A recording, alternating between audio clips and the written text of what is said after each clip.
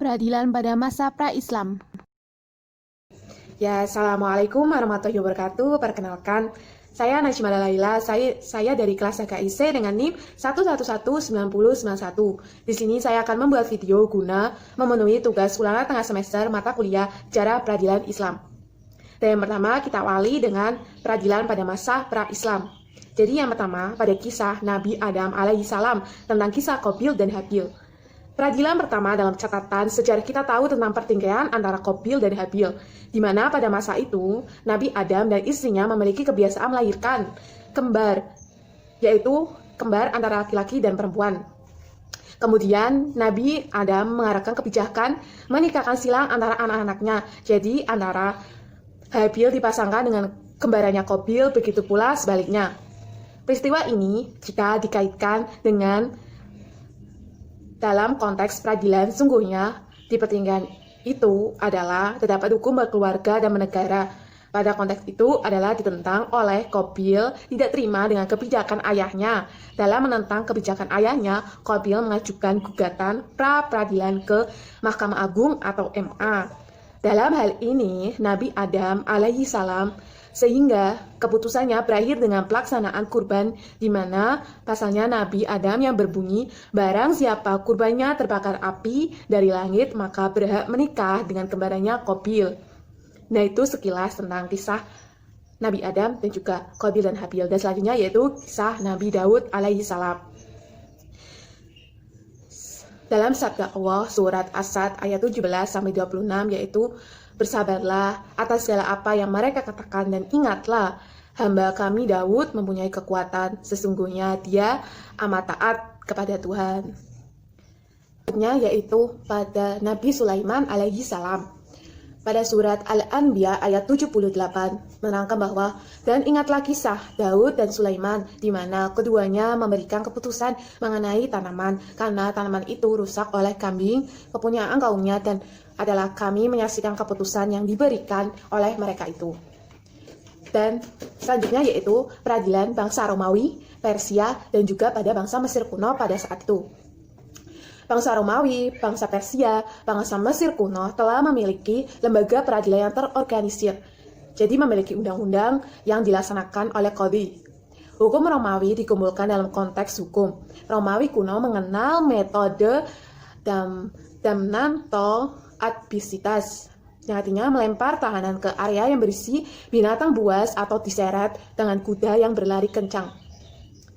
Sistem hukum Mesir kuno dikepalai oleh Firaun yang bertanggung jawab membuat peraturan, menciptakan keadilan, dan menjaga hukum dan juga ketentraman.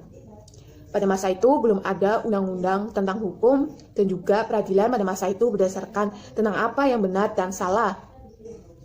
Dan selanjutnya yaitu bangsa Israel dan Arab pada masa pra-Islam berpendapat bahwa alat-alat bukti dalam peradilan adalah saksi, sumpah atau keadilan, tertangkap basah.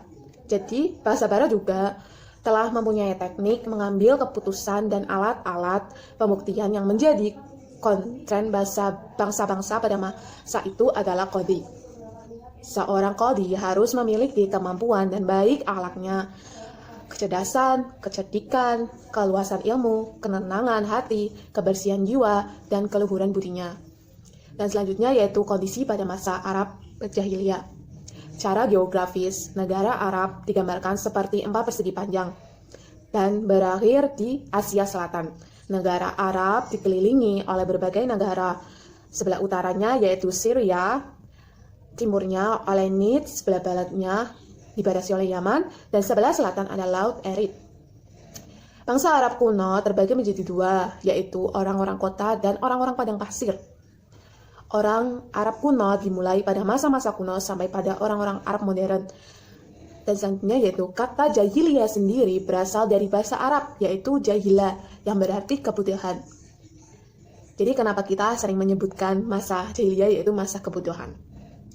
Jadi menurut istilah berarti penyembahan berhala di semenanjung Arabia pra-Islam. Istilah jahiliyah menggambarkan masa kebodohan atau masa kegelapan. Masa jahiliyah memiliki kurun waktu yang panjang. Jadi dengan kurun waktu yang panjang itu saya jelaskan menjadi 3 periode pada masa jahiliyah. Yang pertama yaitu periode Sabah dan Himyar. Jadi periode ini terbatas pada sejarah Yaman dan Arab Selatan dan tidak banyak diketahui kecuali melalui beberapa tulisan kuno. Di samping informasi lain yang diperoleh dari Al-Quran dan tradisi yang masih terpelihara dan berkembang seperti syair, pra-Islam, dan literatur Islam yang datang kemudian. Dan yang nomor 2 yaitu periode pra-Islam. Jadi periode ini disebut zaman jahiliyah dan abad kebutuhan. Ciri ini masih tersemin dari lagu dan syariat pra-Islam. Dan yang ketiga yaitu pada masa periode Islam. Merupakan masa penting dalam sejarah bangsa Arab di bawah kekuasaan Islam. Jadi macam-macam peradilan pada masa jahiliyah itu ada beberapa bentuk penyelenggaraan peradilan pada masa itu. Antara lain yang pertama yaitu adanya badan hukum atau lembaga kehakiman, adanya badan ihtikan dan qur'ah atau paranormal dan undian, dan yang selanjutnya yaitu yang terakhir yaitu dewan mudzalim. Nah, sekian penjelasan saya tentang sejarah peradilan pada masa pra-Islam. Peradilan pada masa Rasulullah. Assalamualaikum warahmatullahi wabarakatuh. Di sini saya akan membahas tentang peradilan pada masa Rasulullah. Nah, yang pertama yaitu pada awal mula peradilan Nabi Muhammad SAW berdakwah selama 13 tahun di kota Mekah. Nah, kondisi umat Islam sangat lemah dan baik bagi segi kuantitas maupun segi kualitas ya. Dan di Madinah kondisinya relatif stabil dan dipimpin oleh Rasulullah baik yang beragama Islam maupun yang non-Islam. Nah, jadi Rasulullah menjadi hakim pertama dalam Islam di Madinah menganut konsep ke tata negara modern. Ada 3 intimasi trias politika, yaitu yang pertama yaitu kekuasaan legislatif atau sultan tasdariyah, kekuasaan eksekutif atau sultan tanzamiyah, dan juga kekuasaan yudikatif atau sultan qadariyah. Nah, jadi sementara Piagam Madinah atau Al-Mistaqah Al-Madani dicetak sebagai undang-undang. Nah, jadi sumber hukum peradilan yaitu yang pertama Rasulullah SAW menerapkan hukum mempunyai 2 pedoman. Sumber hukum yaitu Al-Quran dan juga istihad Rasulullah SAW. Nah, jadi Rasulullah menerapkan hukum berdasarkan wahyu-wahyu yang diturunkan oleh Allah, dan jika suatu masalah belum ada hukumnya maka Rasulullah akan melakukan istihad. Nah, contoh kasus dan cara penyelesaiannya yang pertama yaitu perkara keluarga. Jadi contohnya itu pernikahan dan perceraian, perkara perdata yang pertama contohnya itu kasus jual beli dan juga masalah sufa'ah. Perkara pidana contohnya pencurian, pencuri milik suami, masalah zina, hukum internasional contohnya kasus sengketa antara Madinah dengan kaum Yahudi.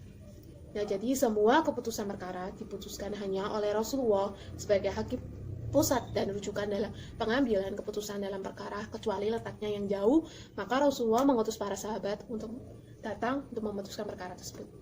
Nah, tidak ada partai politik di masa Rasulullah. Adanya partai politik itu setelah Rasulullah meninggal. Jadi karena ada perebutan kekuasaan khalifah setelah Nabi wafat.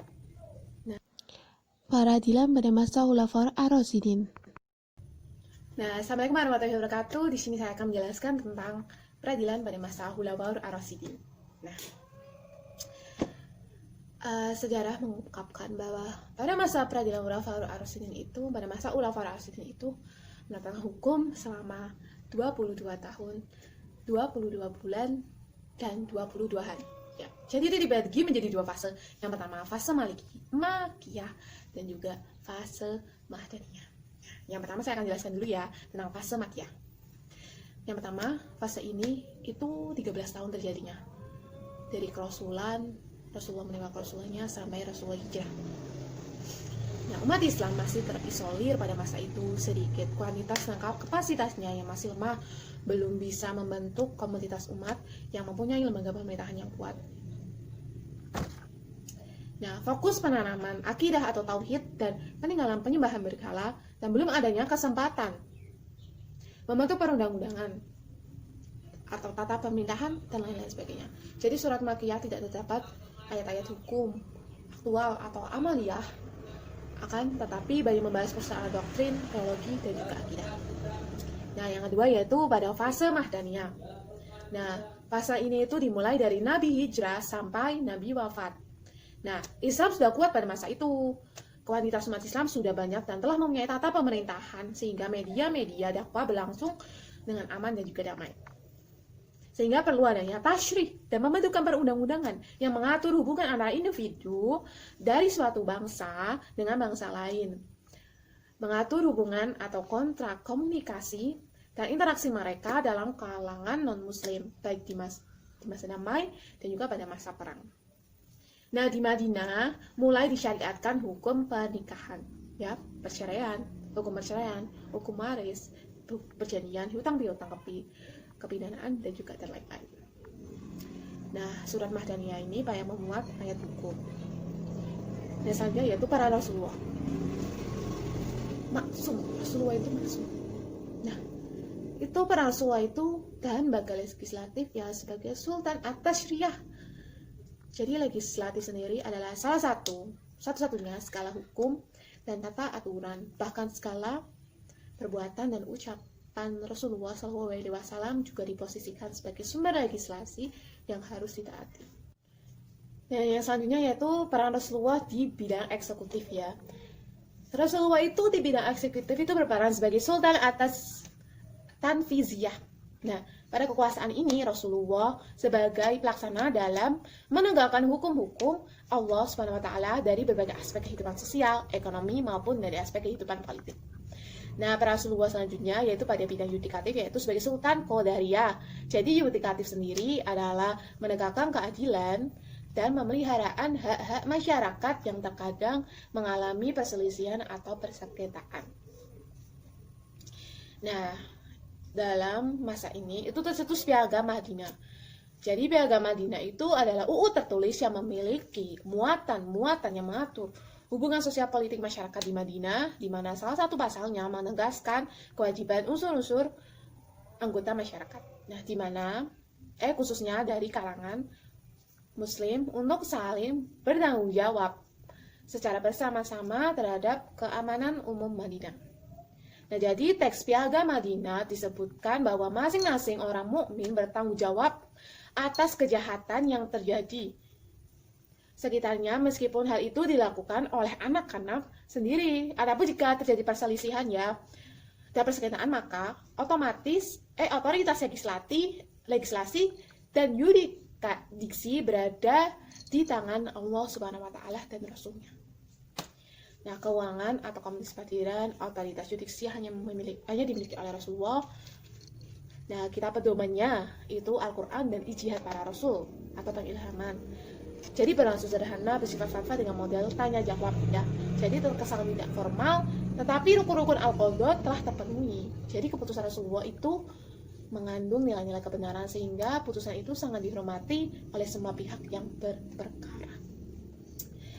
Dalam peradilan ini telah ada peninjauan kembali, jadi pengawasan dilakukan oleh Rasulullah dan wahyu Allah, penyelenggaraan tugas yudikatif. Dan Rasulullah mengutus para sahabat-sahabat menjadi penguasa di daerah tertentu sekaligus memberi wewenang bertindak sebagai hakim untuk mengadili sengketa di antara warga masyarakat. Nah, alat bukti pada masa itu yaitu yang pertama yaitu adanya bayinah. Jadi bayinah itu adalah fakta kebenaran, ada saksi, ada firasat, ada sumpah, ada bukti tertulis, dan juga yang terakhir yaitu qur'ah atau umiyah. Nah, sekian penjelasan dari saya. Wassalamualaikum warahmatullahi wabarakatuh. Peradilan pada masa Bani Umayyah. Assalamualaikum warahmatullahi wabarakatuh. Saya Dina akan menjelaskan tentang peradilan pada masa Bani Umayyah. Nah, sekilas sejarah tentang Bani Umayyah. Nama Daulah Umayyah sendiri itu berasal dari nama Umayyah bin Abdi Syams bin Abdi Manaf, yaitu salah seorang pemimpin kabilah Quraisy di zaman jahiliyah. Nah, Umayyah ini senantiasa bersaing dengan pamannya Hashim bin Abdi Manaf untuk merebut pimpinan dan kehormatan dalam masyarakat dan bangsanya. Nah, jadi orang-orang yang memiliki ketiga unsur di zaman jahiliyah tersebut berarti telah mempunyai jaminan untuk memperoleh kehormatan dan kekuasaan. Nah, jadi dalam susunan pertentangan yang sangat memuncak antara Bani Hashim dengan Bani Umayyah itu yang telah menelorkan perang saudara pada zaman masa Khalifah Khulafaur Rasyidin lahirnya masa Daulah Umayyah. Nah, di bawah pimpinan Muawiyah bin Abi Sufyan pada tahun 41 Hijriah. Nah, Bani Umayyah sendiri baru masuk Islam setelah Nabi Muhammad SAW berhasil menaklukkan kota Mekah. Nah, yaitu hubungan peradilan dengan penguasa pada masa Bani Umayyah. Jadi ketika pemerintahan dinasti Umayyah berkuasa, maka sikap dan langkah politik yang ditempuh mengarah pada Arabisme, yaitu mendahulukan bangsa Arab dari bangsa-bangsa Muslim lainnya. Jadi ciri-ciri ini tentu saja bertentangan dengan apa yang telah dipraktekkan Nabi. dan para sahabat sebelumnya. Dan bahkan secara garis besar Al-Quran sendiri tidak menjadi simbol kekuasaan atau sendiri tidak pernah membedakan satu golongan dengan satu golongan yang lainnya. Jadi pernyataan ini dibuktikan ketika Hisham bin Abdul Malik pada tahun 105 Hijriah menjabat kepala pemerintahan dengan mengganti para pemimpin yang berasal dari suku Yaman dan menempatkan kalangan suku Quraisy ke dalam sistem pemerintahan. Dan jadi gejolak politik pun tidak dapat dihindarkan pada masa itu. Lantaran tulisan ini tidak dapat format khusus secara politik Umayyah. Kiranya penting juga untuk dicatat bahwa kedua suku di atas ada antara Yaman dan Quraisy itu mengaruhi corak perkembangan politik pada masa Umayyah. Nah, perkembangan hukum yang disesuaikan dengan pemerintahan politik Islam, para umat tersebut saya tidak bekerja dengan ruang kosong. Praktek para qadhi adalah titik tolak mereka, namun itu hanya sebagai titik tolak ya. Jadi sesuatu yang dikritik sebagai langkah pertama untuk memformulasikan dan sistemasikan yang meliputi banyak hal dan tidak berkengkang secara politis terhadap hukum. Jadi, dengan hukum sebagaimana adanya sistem aktual sampai tafrah bahwa hal ini dapat ditentukan berdasarkan praktik hukum. Nah, bentuk-bentuk praktik peradilan pada masa Bani Umayyah. Nah, jadi pada masa dinasti Umayyah, Al-Qadha dikenal dengan Nizam Al-Qadhani atau organisasi kehakiman. Nah, di mana kekuasaan pengadilan telah dipisahkan dari kekuasaan politik. Nah, ciri-ciri khas untuk peradilan pada masa yaitu yang pertama yaitu hakim itu memutuskan perkara hasil dari ijtihad sendiri. Jadi hal-hal yang tidak ada dalam nas atau ijma ketika itu mazhab belum lahir dan belum menjadi pengikat dari keputusan-keputusan hakim pada masa hakim merupakan pada Al-Quran dan Sunnah.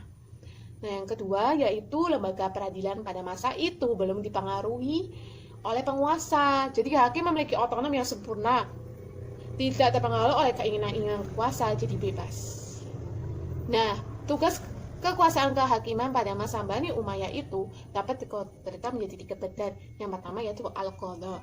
Al-Qadha sendiri merupakan tugas qadhi dalam menyelesaikan perkara-perkara yang berhubungan dengan agama. Jadi di samping itu badan ini juga mengatur instruksi wakaf, harta anak yatim, dan juga orang yang cacat mental. Yang kedua yaitu Al-Isbah. Jadi merupakan tugas Al-Mustasib atau kepala Isbah dalam menyelesaikan perkara-perkara umum dan soal-soal pidana yang memerlukan tindakan cepat. Nah, jadi punya peradilan itu menangani kasus isbah sebagaimana sebelumnya itu belum ada kasus isbah tersebut. Yang terakhir yaitu Al-Nazar bi Al-Mudzalim. Jadi Al-Nazar bi Al-Mudzalim itu merupakan mahkamah tertinggi atau mahkamah banding dari mahkamah di bawahnya yaitu Al-Qadha dan Al-Isbah. Lembaga ini juga dapat mengadili para hakim dan pembesar negara yang berbuat salah. Nah, hakim-hakim yang terkenal dan contoh kasusnya dalam Bani Umayyah. Yang pertama yaitu Al-Qadhi Suraih. Jadi dengan nama lengkap Suraih bin Al-Haris Al-Qidhi, beliau diangkat menjadi qadhi di daerah Kufah selama 75 tahun lamanya, meliputi periode Khalifah Umar bin Khattab, Utsman bin Affan, Ali bin Abi Thalib, serta Khalifah Bani Umayyah. Suraih merupakan salah satu tabi'in besar dan banyak meriwayatkan hadis dari Umar, Ali, dan juga Ibnu Mas'ud. Beliau juga merupakan seorang qadhi yang cerdas dan cepat dalam menyelesaikan suatu perkaranya dengan tepat. Suraih adalah hakim yang sangat berwibawa karena beliau menyamaratakan antara rakyat dan penguasa dalam sidang pengadilannya. Wah, hebat sekali kan? Dan selanjutnya yaitu Qadhi Al-Asisabi. Jadi nama lengkap dengan Amir bin Surah bin Asy-Syabi. Beliau merupakan seorang ulama tabi'in yang terkenal. Lahir tahun 17 Hijriah. Beliau adalah seorang hakim dari Kufah. Menggantikan Suraih, beliau juga banyak menerima hadis dari Abi Hurairah, Ibnu Abbas, Aisyah, dan juga Ibnu Umar. Dia juga adalah ahli fikih, termasuk guru tertua Imam Abu Hanifah. Dan selanjutnya yaitu Al-Qadhi Ijaz. Nah, nama lengkap Abdul Wailah Ijaz bin Muawiyah bin Qurrah, yang merupakan qadhi dari Khalifah Bani Umayyah yang paling adil, cerdas, dan paling tepat firasatnya. Beliau hidup di masa pemerintahan Khalifah Umar bin Abdul Aziz. Biasanya yaitu Al-Qadhi Salim bin Atas, yaitu seorang hakim dari daerah Mesir yang terkenal piawai dalam menyelesaikan perkara-perkara. Dan ialah pemula hakim yang mencatat putusan dan menyusunkan jurisprudensi pada masa pemerintahan Muawiyah. Nah, sekian pembahasan dari saya. Wassalamualaikum warahmatullahi wabarakatuh. Peradilan pada masa Bani Abbasiyah. Assalamualaikum warahmatullahi wabarakatuh. Ya, di sini saya akan menjelaskan tentang peradilan pada masa Bani Abbasiyah. Yang pertama, kita harus mengetahui dulu tentang sejarah Bani Abbasiyah itu sendiri ya. Jadi, tokoh berdirinya dinasti Bani Abbas atau berawal sejak merapuhnya sisa internal dan performance ya. Jadi penguasa Bani Umayyah yang berujung pada keruntuhan dinasti Umayyah di Damaskus, maka upaya untuk menggantikannya dalam pemimpin umat Islam adalah kalangan dari Bani Abbasiyah. Nah, jadi propaganda revolusi Abbasiyah banyak mendapat simpati masyarakat, terutama dari kalangan Syiah, karena bernuansa keagamaan dan berjanji akan menegakkan kembali keadilan seperti yang diperlihatkan oleh pada masa Khulafaur Ar-Rasyidin. Nah, nama dinasti Abbasiyah itu diambil dari salah satu seorang paman Nabi yang bernama Al-Abbas ibnu Al-Muttalib ibnu Hisham. Nah, jadi dinasti ini didirikan oleh Abdullah al-Zafah ibnu Muhammad ibnu Ali ibnu Abdullah ibnu Al-Abbas. Jadi orang Abbasiyah merasa lebih berhak dari Bani Umayyah atas kekhalifahan Islam, sebab mereka adalah dari cabang Bani Hashim yang secara nasab keturunan lebih dekat dengan Nabi. Jadi menurut mereka, orang Umayyah itu secara paksa menguasai khilafah melalui strategi perang sifil. Oleh karena itu, untuk mendirikan dinasti Abbasiyah, mereka mengadakan gerakan yang luar biasa melakukan pemberontakan terhadap dinasti Umayyah. Nah, jadi Bani Abbasiyah itu membawa peradaban Islam pada puncak kejayaannya terletak pada khalifah setelah As-Saffah.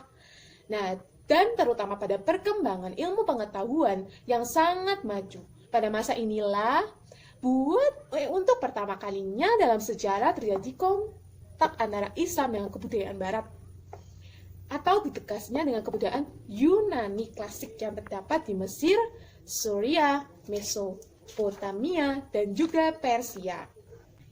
Yang selanjutnya yaitu hubungan peradilan dengan pemerintah pada masa Bani Abbasiyah ini ya. Yang pertama yaitu kebebasan hakim. Nah, pada masa Bani Abbasiyah yang dimulai sejak tahun 750 sebelum Masehi, administrasi hukum dan peradilan dipusatkan pada Al-Qadhi Al-Qudat atau Hakim Agung.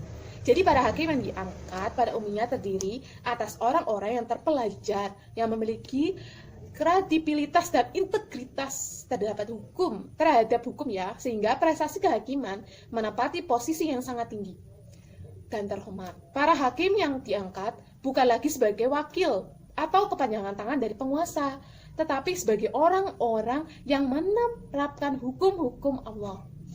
Prestasi kehakiman yang dipandang sangat baik itu tidak bertahan lama, karena dalam perkembangannya, lembaga pengadilan tidak pernah bebas dari kontrol politik penguasa. Nah, jadi meskipun hakim-hakim itu diangkat oleh hakim yang agung, tetapi pada kenyataannya hanya dapat melaksanakan tugas pokok dan fungsinya selama disukai oleh penguasa. Dan yang kedua yaitu wewenang hakim.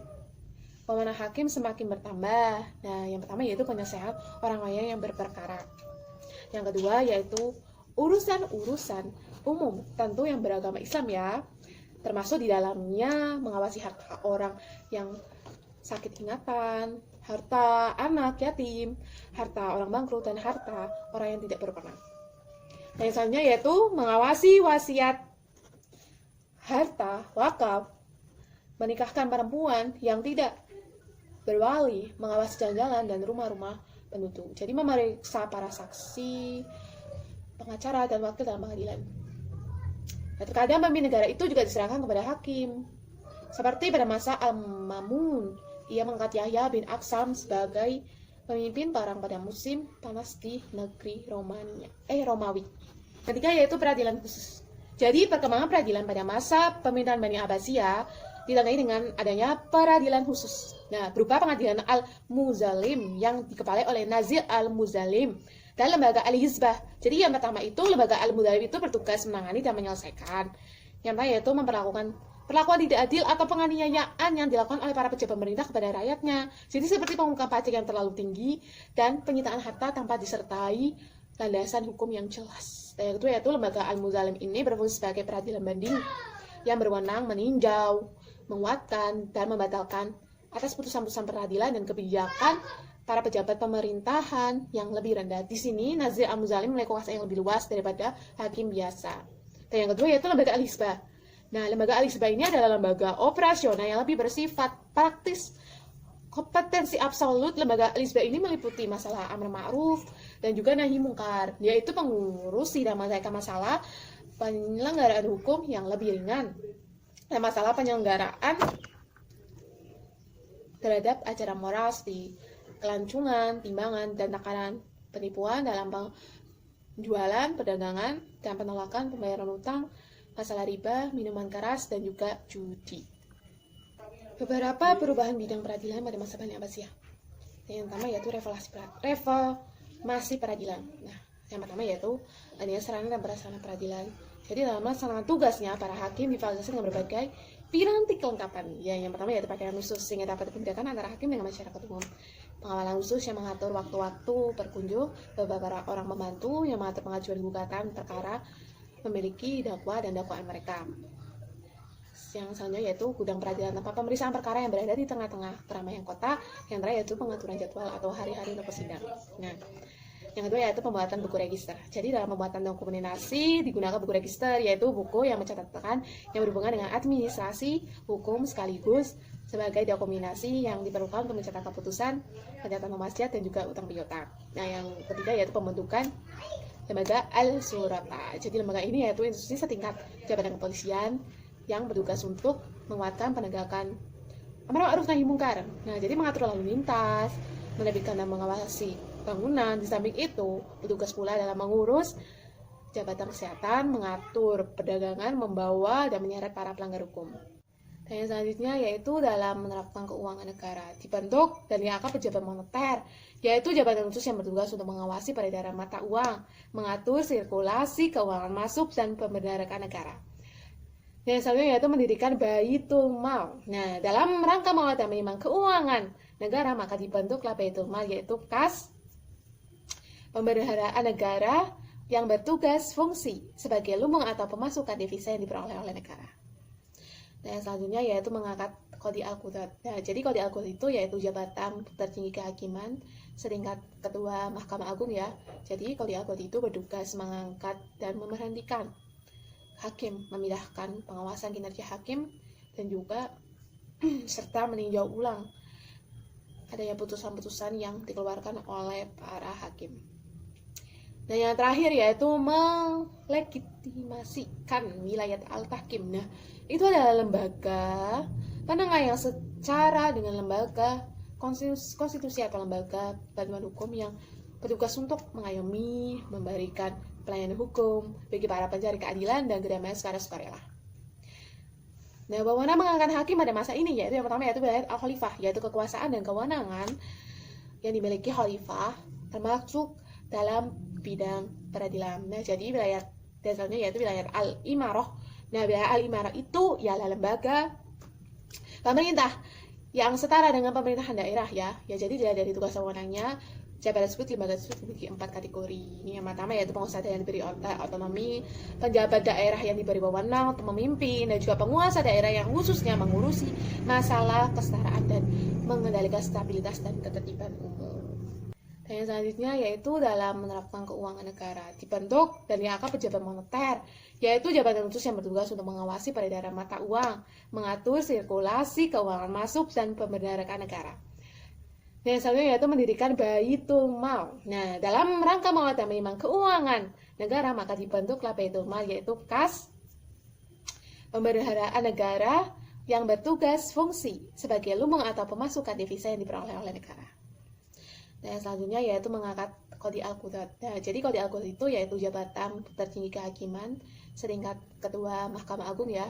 Jadi Qadhi al-Qudat itu bertugas mengangkat dan memberhentikan hakim, memindahkan pengawasan kinerja hakim, dan juga serta meninjau ulang adanya putusan-putusan yang dikeluarkan oleh para hakim.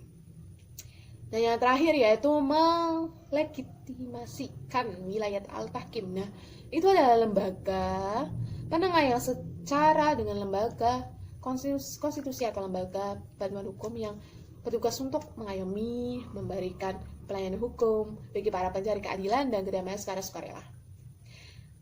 Nah, bagaimana mengangkat hakim pada masa ini yaitu yang pertama yaitu wilayah al-khalifah, yaitu kekuasaan dan kewenangan yang dimiliki khalifah termasuk dalam bidang peradilan. Nah, jadi wilayah dasarnya yaitu wilayah Al-Imarah.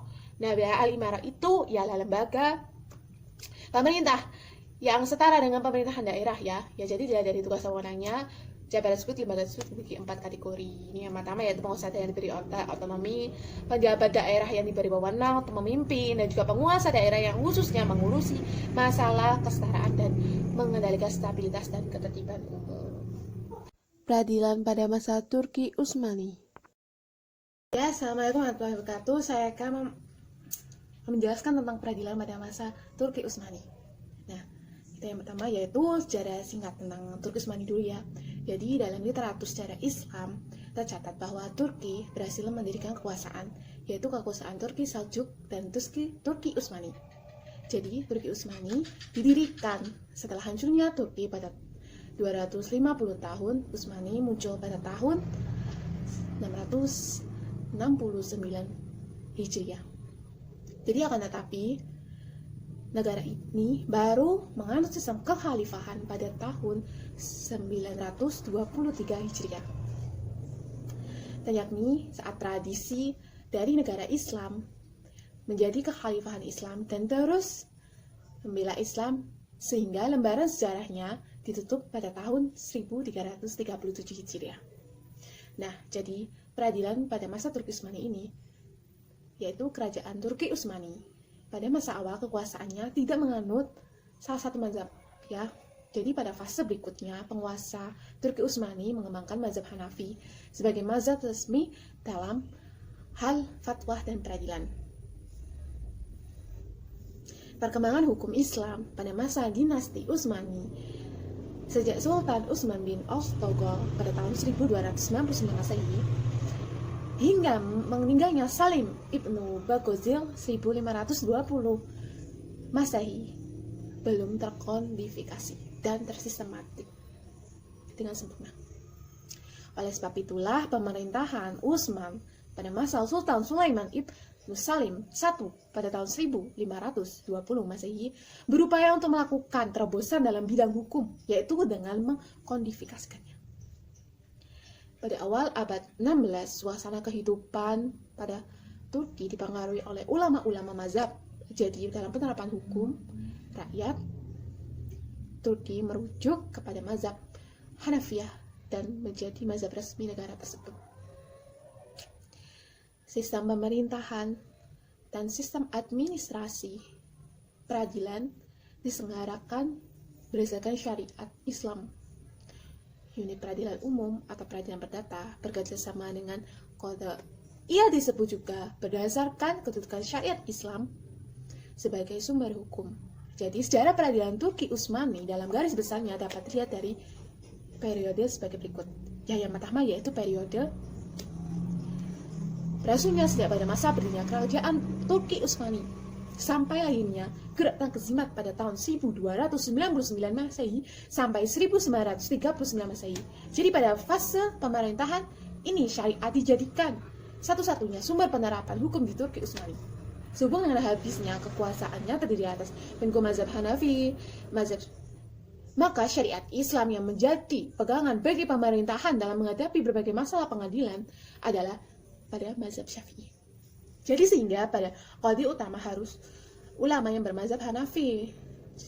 Nah, selanjutnya yaitu pada masa ini qadha atau peradilan dibagi menjadi beberapa tingkatan. Dan yang selanjutnya yaitu pada mahkamah tingkat rendah ada menjadi dua bentuk dalam Turki Utsmani sendiri. Yang pertama yaitu mahkamah al-jaza atau peradilan pidana yang bertugas menyelesaikan perkara-perkara pidana. Jadi dibagi menjadi satu yaitu mahkamah wudhu bertugas menyelesaikan masalah syariat atau perkara perdata. Dan selanjutnya yaitu ada mahkamah al-istinaf atau mahkamah tingkat dua atau mahkamah banding. Jadi bertugas untuk meneliti masalah-masalah peradilan sesuai dengan ketentuan yang telah ditetapkan. Nah, yang ketiga yaitu mahkamah tamsyiyatu al-nadwa al-ibrah yang bertugas meneliti keputusan yang dibuat oleh mahkamah tingkat dua. Nah, jadi atau banding berdasarkan prinsip-prinsip dan prosedur yang telah ditetapkan. Nah, ini masalah setelah Tanzimat. Tanzimat berasal dari kata nazama, yang berarti mengatur, menyusun, dan memperbaiki. Tanzimat dalam bahasa Turki dikenal dengan Tanzimat Ikhairi, adalah gerakan pembaharuan di Turki yang diperkenalkan ke dalam sistem birokrasi dan pemerintahan Turki Utsmani semenjak pemerintahan Sultan Abdülmecid pada tahun 1839 sampai 1976. Putra Sultan Abdul Aziz itu adalah putra Sultan Abdul Aziz pada tahun 1861 sampai 1879. Pada periode ini, banyak diterbitkan beberapa peraturan yang bertujuan untuk memperlancar proses pembaharuan ya. Jadi pembaharuan antar tersebut dimulai dengan umumnya kan deklarasi Gultane Kat-i-Gul Khane, dan pada tanggal 3 November 1939 Tanzimat ini ditindaklanjuti oleh Hat-i Humakun yang diumumkan pada tanggal 18 Februari 1959. Jadi kata Tanzimat sendiri secara resmi telah tercantum dalam dokumen kerajaan pada pemerintahan Sultan Mahmud II, dan periode Tanzimat berakhir pada awal pemerintahan Abdülmecid pada tahun 1880. Nah, kodifikasi undang-undang pada masa Turki Utsmani itu yaitu usaha pembentukan hukum Islam dalam sebuah undang-undang telah dimulai sejak abad kedua Hijriah atau abad 8 Masehi. Saat itu, Ibnu al-Muqaffa pernah mengirim surat kepada Khalifah al-Mansur pada itu yang menjabat pada tahun 1307 sampai 1509 Hijriah untuk membuat undang-undang umum yang berlaku untuk semua wilayah. Surat ini dikirimkan Ibnu al-Muqaffa kepada Khalifah setelah ia melihat tanda perbedaan keputusan dari hakim-hakim dalam persoalan yang sama, akan tetapi surat tersebut tidak mendapat sambutan baik pada waktu itu. Karena para fuqaha tidak ingin memaksa orang lain untuk mengikuti pendapat-pendapatnya. Ya, di sini saya akan menjelaskan tentang peradilan pada masa Turki Utsmani ya. Jadi, pada masa kekuasaan itu kurang lebih 6 abad. Wilayahnya ada 3 benua, yaitu benua Asia, melalui Armenia, Irak, Syria, Hijaz, dan Yaman. Pada Eropa, yaitu melalui Bulgaria, Yunani, Albania, Yugoslavia, Hungaria, dan Rumania. Dan yang ketiga yaitu pada benua Afrika, pada Libya, Mesir, Tunisia, dan Aljazair. Jumlah pemimpinnya ada 36 sultan dan 1 khalifah terakhir ada 2 tahun, yaitu Abdülmecid II. Jadi awalnya Turki Utsmani tidak menganut salah satu mazhab. Kemudian mazhab Hanafi sebagai mazhab resmi dalam hal fatwa dan peradilan. Ya, jadi hukum Islam pada masa Utsman I hingga Salim I belum terkodifikasi dan tersistematisasi dengan sempurna. Nah, sistem peradilan pada masa Turki Utsmani yang pertama yaitu terobosan dimulai oleh Sulaiman I atau The Lawgiver pada upaya kodifikasinya dan legislasi atau tangkin seiring meluasnya wilayah Eropa. Al-Qanuni pada tahun 1520 sampai 1566 saat sangat berwibawa di masyarakat ya. Jadi produk perundangnya berhasil diundangkan di zamannya dan menjadi pemegang generasi sesudahnya. Jadi garis besarnya hukum pada masa Turki Utsmani dibagi menjadi 2 era, yaitu pada masa Tanzimat dan pada masa pasca Tanzimat. Ya. Jadi Tanzimat sendiri yang sudah saya jelaskan tadi, kita singkat, yaitu ada sebagai dalam bahasa Turki, itu Tanzimat itu dalam bahasa Turki ya. Jadi adalah regulasi sesuatu periode reformasi sosial politik untuk mengubah Kesultanan Turki Utsmani dengan cara mengintegrasikan ke dalamnya lembaga-lembaga yang sengaja dijiplak dari Eropa Barat. Tanzimat di bidang hukum adalah upaya penyelenggaraan peraturan dan perundang-undangan dalam rangka pembaruan hukum di Turki Utsmani. Jadi kodifikasi hukum perdata pada masa Turki Utsmani itu yaitu menetapkan mazhab Hanafi sebagai mazhab resmi negara tersebut dilakukan sejak pemerintahan Sultan Salim I ya. Satu pendapat mazhab dalam majalah itu dikembangkan dalam majalah Al-Hakam Al-Adliyah. Jadi hukum Islam dari mazhab yang berbeda sesuai dengan kondisi saat itu.